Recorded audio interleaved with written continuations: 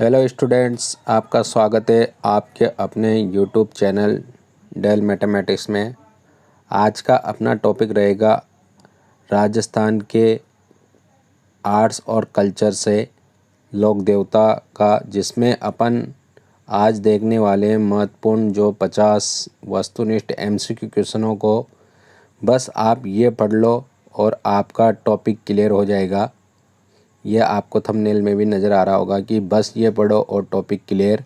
ये बिल्कुल सत्य सही बात होगी। इस टॉपिक को आपको एंड तक देखना है और इस चैनल पर बने रहना है। तो बिना देरी किए हुए अपन शुरुआत करते हैं इस टॉपिक की और आपके सामने पहला क्वेश्चन हल करते हैं। पहला क्वेश्चन लिखा हुआ है, मारवाड़ के पंच पीरों में कौन शामिल नहीं है। क्वेश्चन लिखा हुआ है, बहुत अच्छा क्वेश्चन है कि मारवाड़ के पंच पीरों में कौन शामिल नहीं है। नहीं शब्द पे ध्यान दो, नहीं वाला पूछा गया है। तो पहले तो मैं आपको बता दूं कि कौन कौन से पंच पीर होते हैं। आपको एक शब्द याद रखना है, गोपा मेरा। गोपा मेरा शब्द याद रखना है।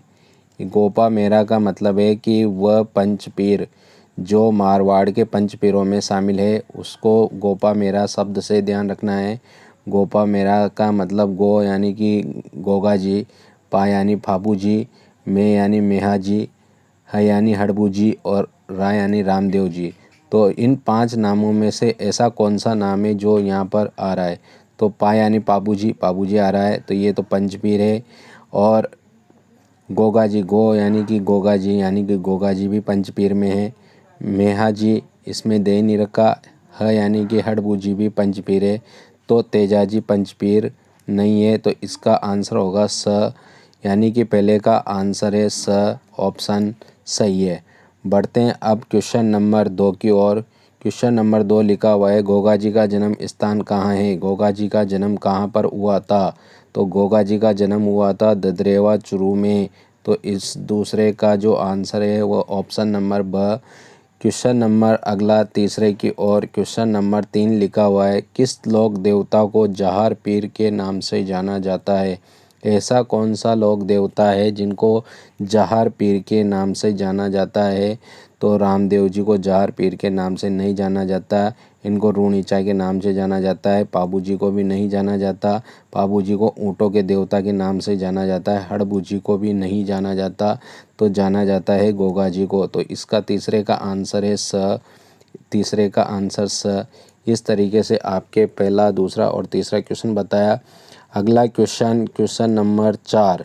क्वेश्चन नंबर 4 लिखा हुआ है, पाबू जी का मुख्य तीर्थ स्थल कहाँ स्थित है। पाबू जी का मुख्य जो तीर्थ स्थल है वह कहाँ पर स्थित है। पाबू जी का मुख्य तीर्थ स्थल जो मुख्य हैं, जहाँ पर पाबू जी की पूजा की जाती है, जो मुख्य उनका जन्म स्थान बोल सकते हैं। तो इनका पाबू जी का जो मुख्य स्थान है वह है ब, यानी कि कोलूमंड फलोदी जिले के अंदर कोलूमंड जो क्षेत्र है वहाँ पर पाबू जी का मुख्य स्थान है। तो क्वेश्चन नंबर 2 का आंसर है ब, ऑप्शन नंबर ब। अब अगला क्वेश्चन, क्वेश्चन नंबर 5 की ओर। ऊँटों के देवता और प्लेग रक्षक के रूप में किसकी पूजा की जाती है। जो ऊँटों के देवता कहलाते हैं, अभी जस्ट मैंने आपको क्वेश्चन नंबर 3 में डिटेल से बताया कि किसको क्या कहते हैं। तो ऊँटों के देवता कहते हैं पाबू जी को, और इनको प्लेग रक्षक देवता भी कहा जाता है। तो क्वेश्चन नंबर 5 का ऑप्शन नंबर ब सही है। अगला क्वेश्चन की तरफ बढ़ते हैं। क्वेश्चन नंबर 6, राजस्थान में सबसे लोकप्रिय फड़ किसकी लोक देवता की है। कौन से लोक देवता की सबसे लोकप्रिय फड़ मानी जाती है। तो वह मानी जाती है भाई फाबू जी की। फाबू जी की सबसे लोकप्रिय फड़ होती है, तो छठे का आंसर है स। अगले क्वेश्चन की तरफ चलते हैं। क्वेश्चन नंबर 7, रूणीचा के मेले का मुख्य आकर्षण कौन सा नृत्य है। रूणीचा का जो मेला बढ़ता है, यानी कि बाबा रामदेव जी का मेला बढ़ता है, उसमें मुख्य आकर्षण कौन सा नृत्य माना जाता है। तो 7वें का जो आंसर है वह तेरह ताली नृत्य माना जाता है। तो 7वें का आंसर है ब। ये जो क्वेश्चन थे भाई, ये जो आपको क्वेश्चन आर्ट्स एंड कल्चर से संबंधित क्वेश्चन बताए जा रहे हैं, ये क्वेश्चन आपके लिए बहुत ज़्यादा इम्पोर्टेंट है। इनको देखने के बाद इनसे संबंधित ही सवाल आते हैं, तो आप इनको लास्ट एंड तक 50 क्वेश्चन, इन 50 क्वेश्चनों से बाहर कोई सा भी क्वेश्चन आपको देखने को नहीं मिलेगा। तो क्लास में एंड तक ज़रूर बने रहे और कमेंट करके ज़रूर बताएं कि आपको क्लास किस प्रकार से लगती है, अच्छी लग रही है या बुरी लग रही है, और इसमें हम क्या कुछ नया करें जिससे आपको और अच्छा से अच्छा हम कंटेंट प्रोवाइड कर पाए। तो उसके लिए भी हमें कमेंट करके बताइए कि आपको और कितना अच्छा, किस चीज़ की कमी रह रही है और किस चीज़ को हमको सुधार करना चाहिए। इन चीज़ों के बारे में भी कमेंट करके बताया करो, ताकि हम और अच्छा आपको कंटेंट प्रोवाइड करा सके। बढ़ते हैं अगले क्वेश्चन नंबर 7 तक 7 हो गया। अब चलते हैं 8वें की ओर। 8वां क्वेश्चन लिखा हुआ है, किस लोक देवता ने कांवड़िया पंथ की स्थापना की थी? ऐसे कौन सा लोक देवता है जिन्होंने कांवड़िया पंथ की, यानी कि कांवड़िया पंथ भी आ सकता है, उसकी स्थापना की थी? तो क्वेश्चन नंबर 8 का आंसर है रामदेव जी। रामदेव जी लोक देवता ऐसे हैं जिन्होंने कांवड़िया पंथ की स्थापना की थी। तो 8वें का आंसर है ऑप्शन नंबर अ, जो क्वेश्चन नंबर 8 का आंसर। अगला question, question number 9, Ramdev ji के गुरु का नाम क्या था? रामदेव जी के जो गुरु थे उनका नाम क्या था? रामदेव जी के गुरु का नाम आपको बताना है कि रामदेव जी के गुरु का नाम क्या था। तो रामदेव जी के गुरु का नाम था बालीनाथ। रामदेव जी के गुरु का क्या नाम था? बालीनाथ। तो क्वेश्चन नंबर 9 का जो आंसर है ऑप्शन नंबर ब। अब मैं अगली बार ये ब स इस तरीके से मैं ए बी सी डी भी बोल सकता हूँ, आपको समझ जाना है। ए का मतलब है अ, बी का मतलब है ब, और सी का मतलब स, और डी का मतलब द। ये हिंदी प्रोवाइड और मैं इंग्लिश में भी बोल दूँ तो आप समझ जाना कि कौन सा वर्ड के बारे में बात हो रही है। अगले क्वेश्चन, क्वेश्चन नंबर 10, हड़बू का प्रमुख पूजा स्थल बेंगटी। हड़बू का जो प्रमुख पूजा स्थल है बेंगटी वर्तमान में किस जिले में स्थित है? वर्तमान में कौन से जिले के अंतर्गत है? तो वह है फलौदी के अंतर्गत। तो क्वेश्चन नंबर 10 का आंसर है ब, यानी कि बी ऑप्शन। क्वेश्चन नंबर 10 का आंसर बी ऑप्शन ब। अगला question, question number 11। Question number 11 पर बढ़ने से पहले आपको मैं सजेस्ट करते हुए बता दूं कि सी टेट से संबंधित सभी प्रकार की कक्षाएं डेल मैथमेटिक्स पर अवेलेबल होने वाली है। तो आप डेल मैथमेटिक्स के साथ जो आपने अभी तक प्रेम और इसके प्रति जो समर्पण दिखाया है उसको आप बनाए रखिए। आपके लिए हर प्रकार से क्लासें अवेलेबल होगी और हर प्रकार से आपको सजेस्ट किया जाएगा, और हर प्रकार से आपको एमसीक्यू क्वेश्चन, थ्योरी से संबंधित और हर सब्जेक्ट आपको प्रोवाइड करा दिया जाएगा। बस शर्त है कि आप हर क्लास को एंड तक ज़रूर देखा करें। अगले क्वेश्चन की ओर बढ़ते हैं। Question number 11। क्वेश्चन नंबर 11 लिखा हुआ है, हड़बू जी किस शासक के समकालीन थे? हड़बू जी जो थे वह किस शासक के समकालीन थे? उन्होंने किसे कटार भेंट की थी? या बताना है आपको कि हड़बू जी किस शासक के समकालीन थे और उन्होंने किसे कटार भेंट की थी। तो दोनों का आंसर एक ही है। समकालीन किसके थे और कटार किसको भेंट की थी, दोनों का आंसर एक ही होगा। तो क्वेश्चन नंबर 1 का आंसर है राव जोधा। राव जोधा के समकालीन थे और उन्होंने कटार उनको भेंट की थी। तो ऑप्शन नंबर ए, 11वें का आंसर है ऑप्शन नंबर ए। बढ़ते हैं अगले क्वेश्चन नंबर 12 की ओर। मांगल्य मेहाजी के घोड़े का नाम क्या था? भाई घोड़े से संबंधित भी क्वेश्चन पूछे जाते हैं, घोड़े का नाम पूछ लिया जाता है। तो एक क्वेश्चन तो आप घोड़े से संबंधित क्वेश्चनों को अच्छे से याद करके जाए, ताकि आपका घोड़े वाला क्वेश्चन गलत ना जाए। और एक चीज़ और ध्यान रख लेना कि सबसे पहले लोक देवता जिनका सबसे प्रारंभ में जन्म माना जाता है वह है घोघा जी। उनका जन्म सर्वप्रथम माना जाता है। तो यहाँ पर लिखा हुआ है मांगल्य मेहाजी के घोड़े का क्या नाम था? तो मेहाजी के घोड़े का नाम था किरण काबरा। किरण काबरा ऑप्शन नंबर ब, 12वें का आंसर है ऑप्शन नंबर ब। बढ़ते हैं अगले क्वेश्चन की ओर। क्वेश्चन नंबर 13 क्वेश्चन नंबर 13 लिखा हुआ है गोगामेड़ी हनुमानगढ़ स्थित गोगा जी के मंदिर का निर्माण किसने कराया था। गोगामेड़ी हनुमानगढ़ में स्थित है, उसमें जो गोगा जी का मंदिर बना हुआ है उसका निर्माण किसने कराया था। तो उसका निर्माण कराया था फिरोज शाह तुगलक ने, यानी कि 13वें का जो आंसर है वह फिरोज शाह तुगलक। यहाँ पर ध्यान देने वाली बात यह है कि गोगामेड़ी का स्थान है हनुमानगढ़ में, और वहाँ पर कौन सा मंदिर बना हुआ है, किसका मंदिर बना हुआ है, कौन से लोक देवता का, गोगा जी का, और उसका निर्माण किसने कराया, फिरोज शाह तुगलक ने करवाया था। अगले क्वेश्चन की ओर, क्वेश्चन नंबर 14 बाबूजी के घोड़ी का नाम क्या था। बाबूजी की जो घोड़ी है उसका नाम क्या है, और जिसे उन्होंने देवल चारनी से लिया था। बाबूजी की घोड़ी का नाम बताना है कि बाबूजी की घोड़ी का क्या नाम था।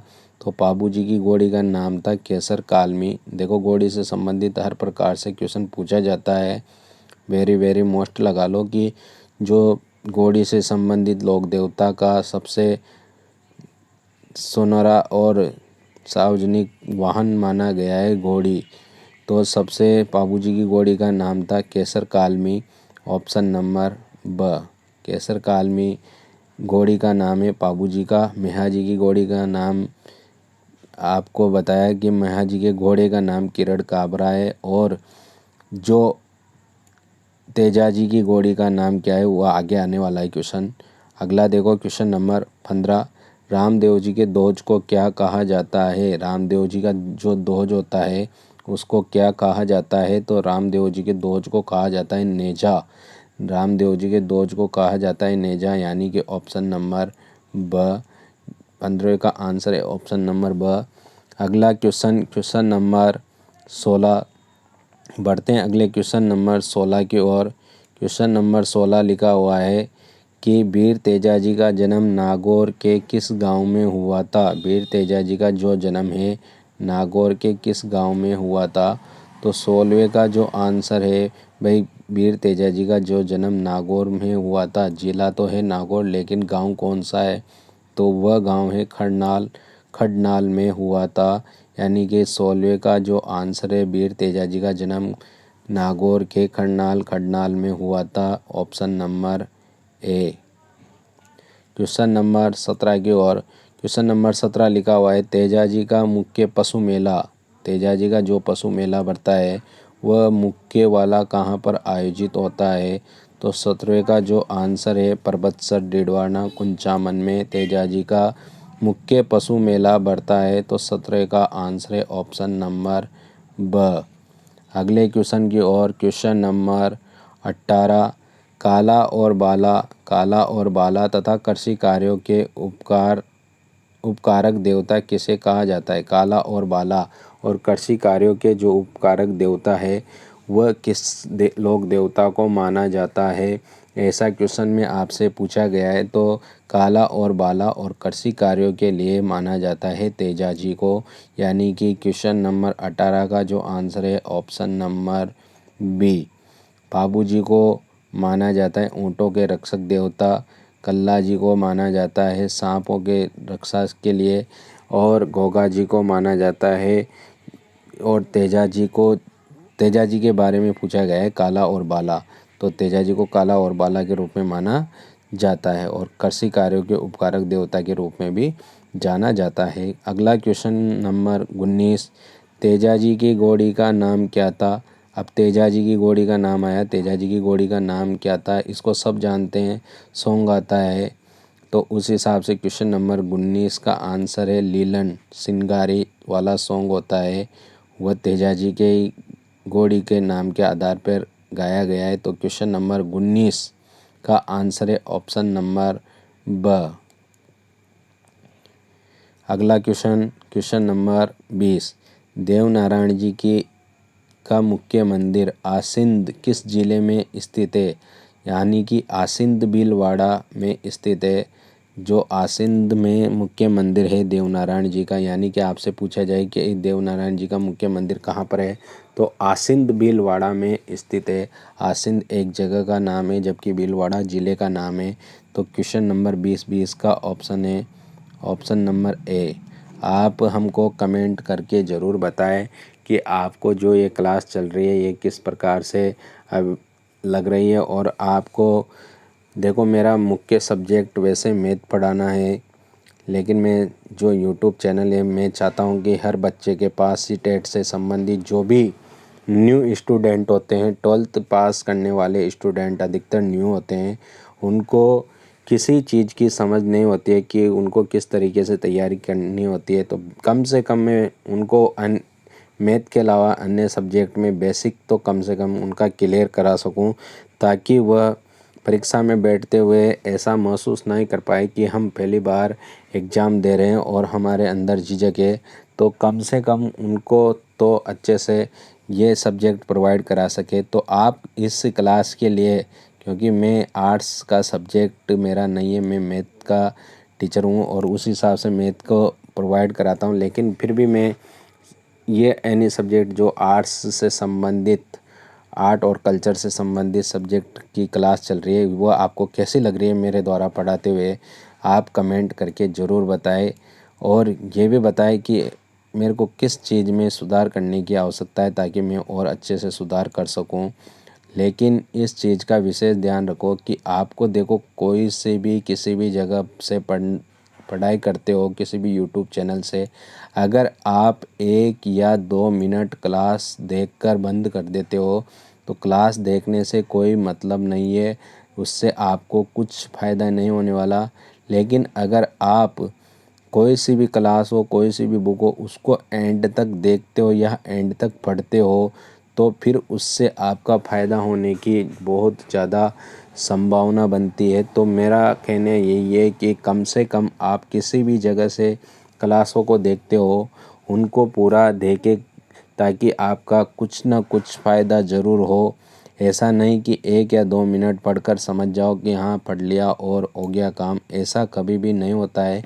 1 या 2 मिनट में कोई कुछ भी हासिल नहीं कर पाएगा।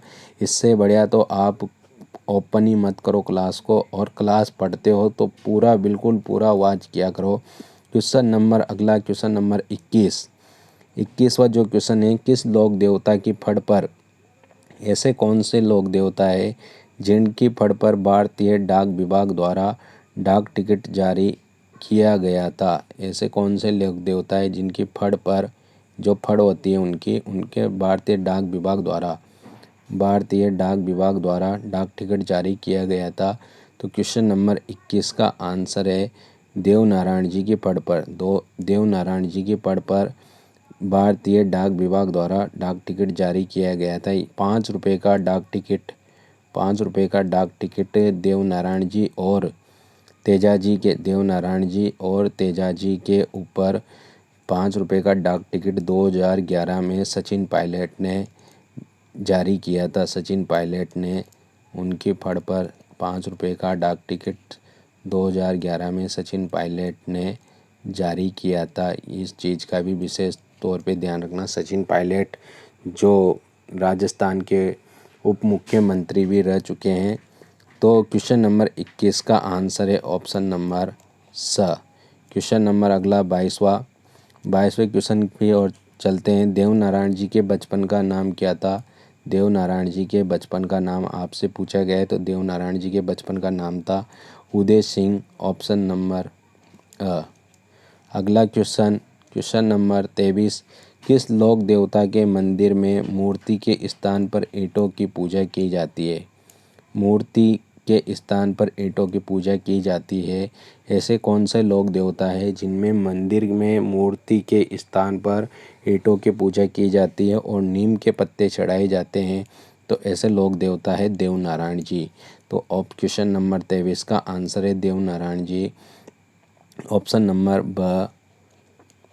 अगला क्वेश्चन नंबर 24, तेजाजी को सर्पदंश किस स्थान पर हुआ था। यानी कि तेजाजी को सर्प ने कहाँ पर डसा था, वो ऐसा पूछा जा रहा है। क्वेश्चन नंबर 24 का सेंद्रिया गांव में तेजाजी को सर्पदंश हुआ था। तो क्वेश्चन नंबर 24 का आंसर है ऑप्शन, क्वेश्चन नंबर 24 का आंसर। क्वेश्चन नंबर अगला 25 की ओर, गुज्जर जाति के लोग किस लोक देवता को विष्णु का अवतार मानते हैं? गुज्जर जाति के जो लोग हैं वह किस लोक देवता को विष्णु का अवतार मानते हैं? तो क्वेश्चन नंबर 25 का जो आंसर है देव नारायण जी, यानी कि देव नारायण जी को गुज्जर जाति के इष्ट देव भी माना गया है। तो क्वेश्चन नंबर 25 का आंसर है ऑप्शन नंबर ब। क्वेश्चन नंबर 25 का आंसर ऑप्शन नंबर ब। अगला क्वेश्चन, क्वेश्चन नंबर 26, चार हाथों वाले देवता के रूप में कौन प्रसिद्ध है? चार हाथों वाले देवता के रूप में कौन प्रसिद्ध है? तो चार हाथों वाले देवता, चार हाथ वाले देवता के रूप में कौन प्रसिद्ध है?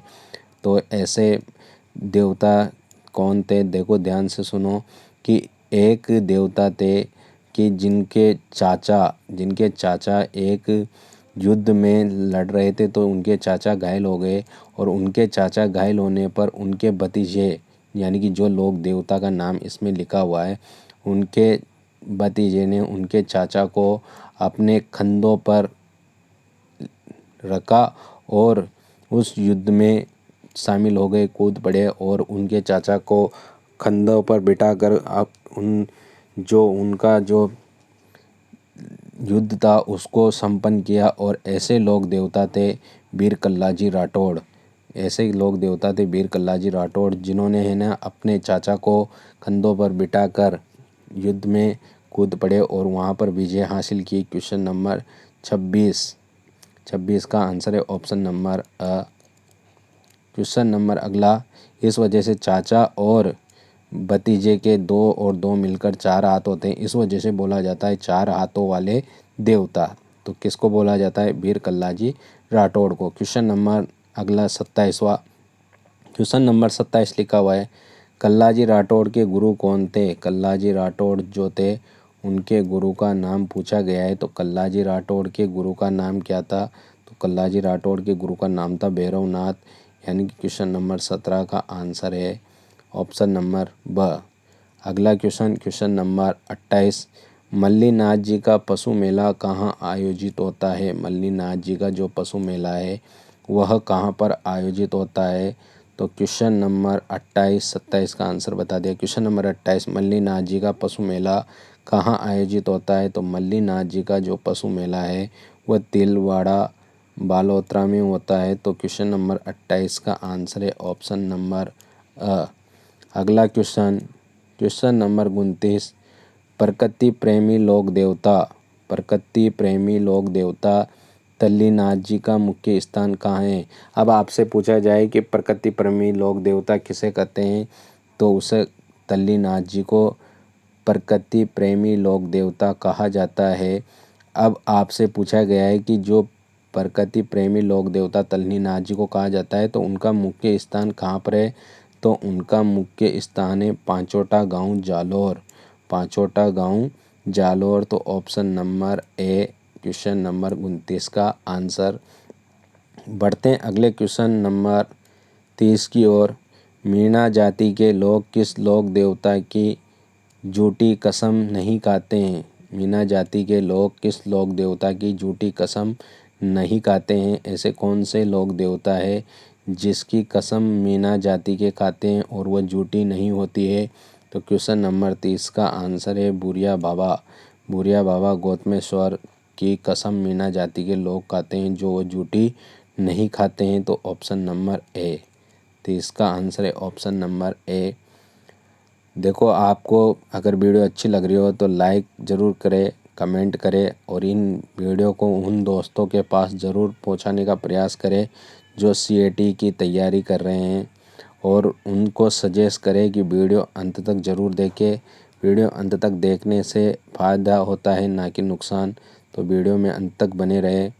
अगला क्वेश्चन, क्वेश्चन नंबर 31, राजस्थान के किस लोक देवता को, राजस्थान के किस लोक देवता को झाड़ फूंक और सर्पदंश के इलाज के लिए नागौर के जारडा गांव में पूजा जाता है? नागौर के जारडा गांव में पूजा जाता है। ऐसा कौन सा लोक देवता है जिनको झाड़ फूंक और सर्पदंश के इलाज के लिए नागौर के जारडा गांव में पूजा जाता है? तो इसमें 31वें का आंसर है हरि राम जी। हरि राम जी लोक देवता है जिनको जाड़ा गांव में पूजा जाता है। और इनको पूजा जाता है और किसके लिए? झाड़ फूँक वाले देवता के नाम से और सर्पदंश के इलाज के लिए। तो ऑप्शन नंबर ए 31 का आंसर है, ऑप्शन नंबर ए। अगला question, question number 32। Goga ji के पुत्र को स्वयं गोगा जी के पुत्र को स्वयं लोक देवता के रूप में पूजे जाते हैं। गोगा जी के जो पुत्र है वे स्वयं लोक देवता के रूप में पूजे जाते हैं और उनके पुत्र के रूप में पूजे जाते हैं। तो उनका क्या ऑप्शन है? Question number 32। 32 का आंसर है केसरिया कुंवर जी उनके पुत्र के रूप में स्वयं के रूप में यानी कि लोक देवता के रूप में पूजे जाते हैं। क्वेश्चन नंबर 32 का आंसर है ऑप्शन नंबर अ। बढ़ते हैं अगले क्वेश्चन की ओर। Question number 33। शकुन शास्त्र के ज्ञाता किस लोक देवता को माना जाता है? शकुन शास्त्र के ज्ञाता यानी कि शकुन शास्त्र की जो ज्ञान होता है उस कौन से लोक देवता को माना जाता है? तो माना जाता है हड़बू जी को। तो ऑप्शन नंबर अ। क्वेश्चन नंबर 33 का आंसर है ऑप्शन नंबर अ, हड़बू जी। क्वेश्चन नंबर अगला 34। 34 पे लिखा हुआ है ग्वालों के पालनहार और कष्ट निवारक देव बाबा का मुख्य मंदिर कहाँ है? तो वह है भाई नगला जहाज भरतपुर। क्वेश्चन नंबर 34 का आंसर है ऑप्शन नंबर अ, नगला जहाज भरतपुर में। आसिंद भीलवाड़ा में आपको बताया कि देवनारायण जी का मंदिर है। अगला देखो क्वेश्चन नंबर 35। वीर बिगाजी किस समाज के कुल देवता माने जाते हैं? वीर बिगाजी जो लोक देवता है वो किस समाज के कुल देवता माने जाते हैं? तो मीना समाज के तो नहीं माने जाते। मीना समाज के हरिराम बाबा जो आपको बताया राठौड़ राजपूत ये भी नहीं माने जाते हैं। और विश्नोई समाज के भी नहीं माने जाते हैं। माने जाते हैं जाखड़ जाट समाज के वीर बिगाजी किस समाज के लोक देवता माने जाते हैं? तो माने जाते हैं जाखड़ जाट समाज के। तो 35वें का जो आंसर है ऑप्शन नंबर अ।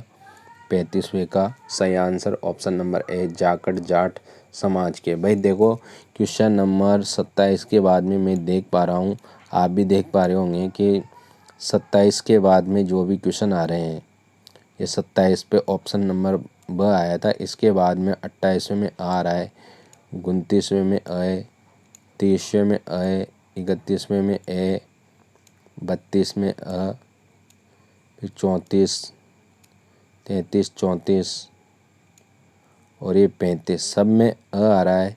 तो देखो इसमें हमसे मिस्टेक हो चुकी है, सब में अ आना मुश्किल है। राइट अ ही है, आप ऐसा मत समझो कि वह गलत है, वह सही है। लेकिन इसमें हमसे मिस्टेक क्या हो गई कि जब पीपीटी बनाते हैं तो पीपीटी बनाने के लिए फिर डिसाइडिंग ऑर्डर देना पड़ता है। जो पीसी होता है उसमें डिसाइडिंग ऑर्डर देना पड़ता है कि जो रोटेशन प्रणाली चलती है उसके अनुसार ऑप्शन जमाने की। तो वह हमसे मिस्टेक ये हो गई कि हमने पीसी में ये कमांड नहीं दी कि आप जो रोटेशन प्रणाली है उसमें ऑप्शन को रखो। तो वह हमसे बाई मिस्टेक हो गई। तो इसके लिए हम क्षमा चाहते हैं। यानी कि सभी में 27 के बाद में हर क्वेश्चन में आ रहा है, तो इसका कारण यही है। तो ये डिसाइड हमसे मिस्टेक हुई है कि पीपीटी में जो पीसी को कमांड दी जाती है कि डिसाइडिंग ऑर्डर किस प्रकार से रखना है ऑप्शनों का, वो कमांड नहीं दे पाए। तो इसका कारण ये हो सकता है भाई। तो फिर देखो आगे अगला क्वेश्चन, इसके लिए हम क्षमा भी चाहते हैं आपसे, क्योंकि आपका रिदम एक ही प्रकार से बन चुका होगा कि अ आ रहा है अ आ रहा है। तो आप ये सोच कर कभी भी ऐसे मत सोचना कि हमेशा आंसर अ होगा। तो ये माइंड से बाहर निकालो, ये गलती है हमारी। अगला क्वेश्चन नंबर 36। राजस्थान के किस लोक देवता को छेड़छाड़ के देवता के रूप में जाना जाता है? राजस्थान के किस लोक देवता को छेड़छाड़ के लोक देवता के रूप में जाना जाता है? तो राजस्थान के ऐसे कौन से लोक देवता है जिनको छेड़छाड़ के लोक देवता के रूप में जाना जाता है? तो देव बाबा को भी नहीं जाना जाता, आलम जी को भी नहीं जाना जाता। मामा देव तो वर्षा के देवता होते हैं, तो जाना जाता है इलोजी को, यानी कि 36 का आंसर है ऑप्शन नंबर अ। मेरे हिसाब से अब सारे आंसर अ पे आएंगे, लेकिन आप क्वेश्चनों को ध्यान से देखो। देखते हैं आगे क्या होता है। क्वेश्चन नंबर 37, किस लोक देवता को बरसात का देवता कहा जाता है जिनकी मूर्ति लकड़ी का एक तोरण होती है? यानी कि ऐसे कौन से देवता लोक देवता है जिनको बरसात का लोक देवता कहा जाता है और जिनकी मूर्ति लकड़ी का एक तोरण होती है? लकड़ी का तोरण होने का मतलब है कि जो गांव का प्रवेश द्वार होता है वहाँ पर लकड़ी का एक तोरण बांध दिया जाता है और उसको कहा जाता है, उन ऐसे लोक देवता को कहा जाता है बरसात का लोक देवता। और अभी जस्ट आपको बताया कि बरसात का लोक देवता कहा जाता है मामा देव को, इल्लो जी को कहा जाता है छेड़छाड़ के देवता, रूपनाथ जी, वीर फत्ता जी, ये सब ऑप्शन गलत है। इसका आंसर है ऑप्शन नंबर अ, मामा देव जी। अगला क्वेश्चन, क्वेश्चन नंबर 38, बाबूजी के भतीजे, बाबूजी के जो भतीजे हैं रूपनाथ जी। अब आपसे पूछा जाए कि बाबूजी के भतीजे का नाम बताओ, तो बाबूजी के भतीजे का नाम है रूपनाथ जी को हिमाचल प्रदेश में किस नाम से पूजा जाता है? हिमाचल प्रदेश में किस नाम से पूजा जाता है? बाबूजी के जो भतीजे हैं रूपनाथ जी, उनको हिमाचल प्रदेश में किस नाम से पूजा जाता है? तो क्वेश्चन नंबर 38 का आंसर है बाबा बालकनाथ के नाम से बाबूजी के भतीजे रूपनाथ जी को पूजा जाता है। इसका ऑप्शन नंबर अ सही है। क्वेश्चन नंबर 39, शांतु गाँव जालौर में, शांतु गाँव जालौर में भाद्रपद सुदी नवमी को किस लोक देवता का विशाल मेला भरता है? कि कौन से लोक देवता है जो सातु गाँव जालौर में भाद्रपद सुदी नवमी, भाद्रपद शुक्ल नवमी को किस लोक देवता का विशाल मेला बढ़ता है? तो वो मेला बढ़ता है वीर फत्ता जी का, यानी कि क्वेश्चन नंबर 39 का आंसर है ऑप्शन नंबर अ। क्वेश्चन नंबर अगले की और, क्वेश्चन नंबर 40, रामदेव जी के मेघवाल जाति के भक्तों को क्या कहा जाता है? रामदेव जी के जो मेघवाल जाति हैं उनके भक्तों को क्या कहा जाता है? तो उनके भक्तों को कहा जाता है रिकिया, यानी कि क्वेश्चन नंबर 40 का आंसर है ऑप्शन नंबर अ। कामड़िया तो पंत होता है, ब्यावले गाए जाते हैं, जातुर यानी कि जो यात्री आते हैं उनको जातुर कहा जाता है, ब्यावले गाए जाते हैं, और कामड़िया पंत होता है, कामड़िया पंत, एक कामड़िया पंत गीत गाया जाता है, ब्यावले गाना जो होता है उसको गाया जाता है, ब्यावले गाए जाते हैं, और जातुर यानी कि जो क्या हो क्या बोलते हैं उनको, जातुर यानी कि जो देखने जाते हैं या जो धार्मिक इंसान होते हैं उनको जातुर बोलते हैं। क्वेश्चन नंबर 40 का आंसर है ऑप्शन नंबर अ। क्वेश्चन नंबर अगला, क्वेश्चन नंबर 41, देखो ये क्लास किस प्रकार से आपको अच्छी लग रही है कमेंट करके ज़रूर बताएं, और आपको मैथ के सब्जेक्ट से संबंधित कोई भी टॉपिक जो आपको समझ में नहीं आता हो वो भी कमेंट करके हमें इस क्लास में या किसी भी मैथ की क्लास में कमेंट करके ज़रूर बताएं, जो आपको मैथ में और अच्छे से प्रोवाइड करा दिया जाएगा। इसके साथ के साथ रीजनिंग की क्लासें भी 1 या 2 दिन बाद में इसी डेल मैथमेटिक्स क्लासेज पे अवेलेबल करा दी जाएगी।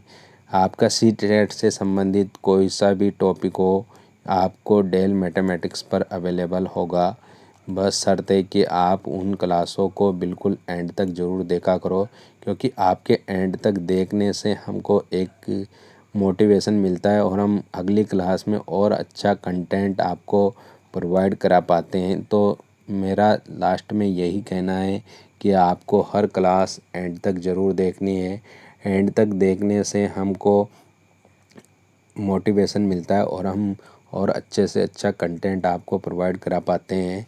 अगला question, question number 41, question number 41 लिखा हुआ है 24 बाणियाँ ग्रंथ की रचना किस लोक देवता ने की? 24 बाणियाँ ग्रंथ जो है उसकी रचना किस लोक देवता ने की थी?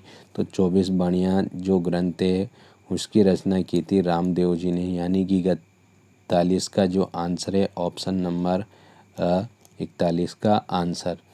क्वेश्चन नंबर 42, घोड़ों के तीर्थ स्थल के रूप में, घोड़ों के जो तीर्थ स्थल है उसके रूप में आलमजी का दौरा कहाँ स्थित है? आलमजी का जो दौरा है यानी कि घोड़ों के लिए प्रसिद्ध है आलमजी का दौरा। स्थान कहाँ स्थित है? तो वह स्थान है बाड़मेर घोड़ामलानी में। बाड़मेर घोड़ामलानी में, यानी कि क्वेश्चन नंबर 42 का जो आंसर है ऑप्शन नंबर क्वेश्चन नंबर अगला 43, बाबूजी की मृत्यु किसके विरुद्ध? बाबूजी की जो मृत्यु है किसके विरुद्ध युद्ध करते हुए डेचू गांव में हुई थी? यानी कि बाबूजी की जो मृत्यु हुई थी वह किसके विरुद्ध युद्ध करते हुए हुई थी और डेचू गांव में हुई थी? यानी कि आपसे पूछा जाए कि बाबूजी की मृत्यु कहाँ हुई थी, तो बाबूजी की मृत्यु हुई थी डेचू गांव में। और बाबूजी की मृत्यु किसके विरुद्ध युद्ध करते हुई? तो महमूद गजनवी के खिलाफ नहीं, दूधा सोमरा के खिलाफ नहीं, राव जोधा के साथ नहीं, वह हुई थी जिद्राव खींची के साथ युद्ध करते हुए। जिद्राव खींची के साथ जो युद्ध किया उसमें बाबूजी की मृत्यु हुई थी। तो क्वेश्चन नंबर 43 का जो आंसर है ऑप्शन नंबर 43 का आंसर। अगला question, question number 44, Goga ji के थान, गोगा जी के जो थान है पूजा स्थल आमतौर पर किस वृक्ष के नीचे होते हैं? गोगा जी के जो थान बने हुए हैं पूजा स्थल आमतौर पर किस वृक्ष के नीचे बनाए जाते हैं? तो वह बनाए जाते हैं खेजड़ी वृक्ष के नीचे। यानी कि खेजड़ी की पूजा की जाती है गोगा जी के थान के रूप में। गोगा जी का जो थान होता है, गोगा जी का जो थान होता है वह खेजड़ी वृक्ष के नीचे बनाए जाते हैं। यहाँ पर गोगा जी का थान बनाया जाता है खेजड़ी वृक्ष के नीचे। वहाँ पर किसकी पूजा की जाती है? कौन से लोक देवता की पूजा की जाती है? गोगा जी की। अगर आपसे पूछा जाए कि खेजड़ी वृक्ष के नीचे कौन से लोक देवता की पूजा की जाती है, तो वो पूजा की जाती है गोगा जी की। यानी कि क्वेश्चन नंबर जो 44 है उसका सही आंसर है ऑप्शन नंबर 44 का आंसर। अगला क्वेश्चन, क्वेश्चन नंबर 45, बुरिया बाबा, बुरिया बाबा गौतमेश्वर नाम से जाना जाता है का प्रसिद्ध मंदिर कहाँ स्थित है? तो गुरिया बाबा गौतमेश्वर का प्रसिद्ध मंदिर है चोटिला, सिरोही प्रतापगढ़ सीमा के पास। सिरोही प्रतापगढ़ सीमा पर चोटिला गांव है वहाँ पर। तो 45 का जो आंसर है ऑप्शन नंबर 45 का आंसर। अगला क्वेश्चन, क्वेश्चन नंबर चलते हैं 46 की ओर। लोक देवता वीर जुंझार, लोक देवता वीर जुंझार, अब ये जुंझार इस तरीके से भी आ सकता है। वीर जुंझार जी का जन्म स्थान इमलोवा किस जिले में स्थित है? जो इमलोवा है, लोक देवता वीर जुंझार का जो जन्म हुआ है इमलोवा स्थान पर, वह किस जिले के अंतर्गत आता है? तो वह आता है सीकर के अंतर्गत। तो क्वेश्चन नंबर 46 का जो आंसर है ऑप्शन नंबर सीकर के अंदर वीर जुंझार जी का जन्म स्थान इमलोवा स्थान है, वह सीकर जिले के अंतर्गत आता है। 46 का आंसर है ऑप्शन नंबर अगला question, question number 47, Ramdev ji ने जीवित समाधि कहाँ और कब ली थी? रामदेव जी ने जो जीवित समाधि ली थी वो कहाँ और कब ली थी? तो रामदेव जी का स्थान जो सबसे ज़्यादा फेमस है रूणेछा, यहाँ पर राम सरोवर एकादशी कब ली थी? राम सरोवर एकादशी, यानी कि रूणेछा राम सरोवर स्थान है और एकादशी को इन्होंने रूणेछा में जो स्थान है वहाँ पर रामदेव जी ने जीवित, यानी कि जो बिना इच्छा मृत्यु के आधार पर इन्होंने जीवित समाधि ली थी। तो क्वेश्चन नंबर 47 का जो आंसर है ऑप्शन नंबर ये गोगा मेड़ी, तो गोगा जी का जन्म स्थान है। सुरसुरा भी स्थान है। कोलूमंड यानी कि बाबू जी का जन्म स्थान है। तो ये भी ऑप्शन में नहीं है, ऑप्शन नंबर ये सही आंसर है। क्वेश्चन नंबर 47 का आंसर है option number A. Question number अगला 48, किस लोक देवता को धूलिया वीर भी कहा जाता है? ऐसे कौन से लोक देवता है जिनको धूलिया वीर भी कहा जाता है? तो क्वेश्चन नंबर 48 का जो आंसर है वो तेजाजी को धूलिया वीर भी कहा जाता है। 48 का जो आंसर है ऑप्शन नंबर धूलिया वीर किस लोक देवता को कहा जाता है? तो धूलिया वीर कहा जाता है तेजाजी को। तेजाजी को दूलिया वीर नाम से भी जाना जाता है। तो 48 का जो ऑप्शन है ऑप्शन नंबर अ। अगला क्वेश्चन, फाबूजी रे फड़। फाबूजी रे फड़ गाते समय किस वाद्य यंत्र का प्रयोग मुख्य रूप से किया जाता है? फाबूजी के जो फड़ के गाने गाए जाते हैं या गीत गाए जाते हैं वह किस वाद्य यंत्र का प्रयोग के रूप में किया जाता है? यानी कि जब बाबूजी के फड़ के गीत गाए जाते हैं तो वह किस वाद्य यंत्र का प्रयोग करते हुए गाए जाते हैं, यानी कि कौन सा वाद्य यंत्र का प्रयोग किया जाता है? तो वह प्रयोग किया जाता है रावण हत्ता का। यानी कि 49 का जो आंसर है ऑप्शन नंबर ए रावण हत्ता। अब अपने लास्ट क्वेश्चन की ओर, क्वेश्चन नंबर 50। गोगा जी के ओल्डी छोटा मंदिर गोगा जी के ओल्डी नाम से जाना जाता है और उसको कहा जाता है छोटा मंदिर, राजस्थान में कहाँ स्थित है? यानी कि गोगा जी का जो ओल्डी यानी कि छोटा मंदिर, ओल्डी नाम से भी आ सकता है और छोटा मंदिर नाम से भी आ सकता है, राजस्थान में कहाँ स्थित है? तो राजस्थान में वह स्थित है सांचौर में। राजस्थान में कहाँ पर स्थित है? सांचौर में। ददरेवा चूरू आंसर नहीं है, नोहरा हनुमानगढ़ भी आंसर नहीं है, भीनमाल जालौर भी आंसर नहीं है, सांचौर जालौर यानी कि गोगा जी के ओल्डी छोटा मंदिर राजस्थान में कहाँ स्थित है? तो सांचौर में स्थित है। ये थे भाई आपके आज के जो फर्स्ट क्लास है, आपकी क्लास नंबर 1 आर्ट्स और कल्चर से संबंधित। इसमें मेरे द्वारा ये 50 MCQ क्वेश्चन जो अति महत्वपूर्ण थे मेरे अनुसार, और इन्हीं से बस इन्हीं को पढ़ लो आप, इन्हीं से टॉपिक आपका क्लियर हो जाएगा और इनसे बाहर एक भी क्वेश्चन ऐसा नहीं होगा जो इनसे बाहर जाएगा। और इनसे अगर बाहर भी क्वेश्चन आता है तो इनसे संबंधित ही क्वेश्चन रहेगा, वो ऐसा नहीं है कि कोई अलग क्वेश्चन आ जाएगा। तो ये थी आपकी क्लास भाई फर्स्ट क्लास। मेरे द्वारा कमेंट करके ज़रूर बताना कि मेरे द्वारा जो ये आर्ट्स और कल्चर की जो क्लास थी पहली, ये उसी तरीके से मैथ की तरह है या अलग प्रकार से लगी, कमेंट करके ज़रूर बताएं। और आपका एक लाइक और एक शेयर ज़रूर करें और इन वीडियो को उनके साथ ज़रूर शेयर करें जो CAT की तैयारी कर रहे हैं या फिर अपने यूट्यूब चैनल से उनको जोड़ सकते हैं। उन व्यक्तियों को ज़रूर शेयर कीजिए। आपका वीडियो में एंड तक बने रहने के लिए आपका बहुत बहुत धन्यवाद। आपका आज दिन तक जो प्यार और स्नेह आपने मेरे प्रति बनाए रखा, इस स्नेह और प्यार को ना कम होने दे और इस स्नेह और प्यार को और मजबूत बनाए। आपका ये डेल मैथमेटिक्स परिवार आपके लिए हर प्रकार से कक्षाएं अवेलेबल कराएगा और हर प्रकार से नया कंटेंट आपको प्रोवाइड कराएगा। ये मेरा वादा है आपसे कि आपको ऐसा कोई सा भी टॉपिक नहीं रहेगा जो क्लियर ना कराया गया हो।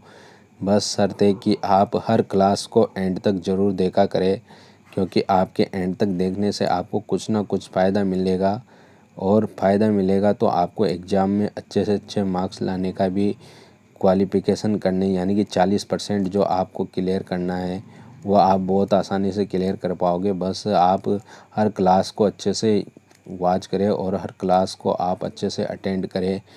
आप टेक केयर, अपना ध्यान रखें। धन्यवाद।